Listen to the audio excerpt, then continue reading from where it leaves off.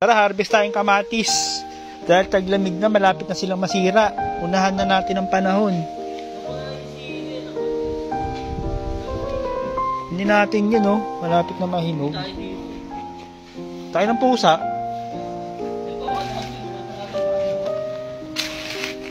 Ito, nagtatago. Saan na yun? Ito, mahihinog na.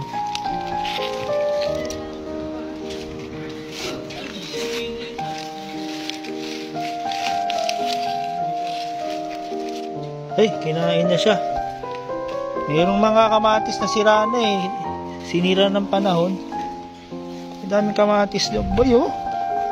Harvest is life kaso malapit sa basurahan eh. Ito malaki. Kunin ko na to. Kunin ko na to guys, no? Ano naman tayo, tomato picking. Dami pa yan, no? Pahinugin natin sa rep. Ano ito, kalabasa? Ayun, kalabasa ba yan?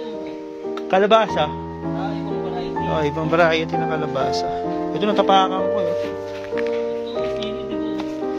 Kami sili na? Hindi, pag-ano tinola. Ay, tinola, no? Dahon. Pwede yan, di ba? Oo, dahon ng sili yan eh. Kaso walang papaya. Ito eh.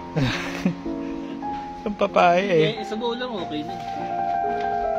Kailan kayo ulit mag-harvest ng kalabasa? Oy, kalabasa nyo rito. Wala na. Wala na isa. Ay, pala isa. Isa. Ito yung kalabasa namin, no? Namin, no? Kala mo sa akin talaga eh. Laki na yan. Kalabasa yan. Tapos meron pa dun eh. Dahil malapit na mag-winter, kailangan ng bawasan. Autumn pala, hindi pa sila nasisira. Magpo-fall na eh. Fall. May kamatis malaki dito. Natin. Ang kamatis. Ay, mga cherry tomato, ang dami rin. No? Yan, mahal. Mahal yan eh. Kaso hindi naman tayo nagsasalad. Ako, nagamit ko eh. Ako nagamit ko nung bumili ako ng salad dun sa may Tesco. Hindi, pagkain prito, sinasabay ko lang, hinumuya ako. Kasi asama mo sa prito. Ito malaki yan, no?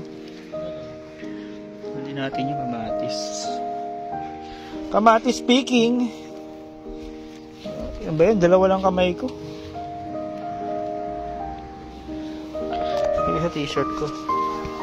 Yan, t-shirt.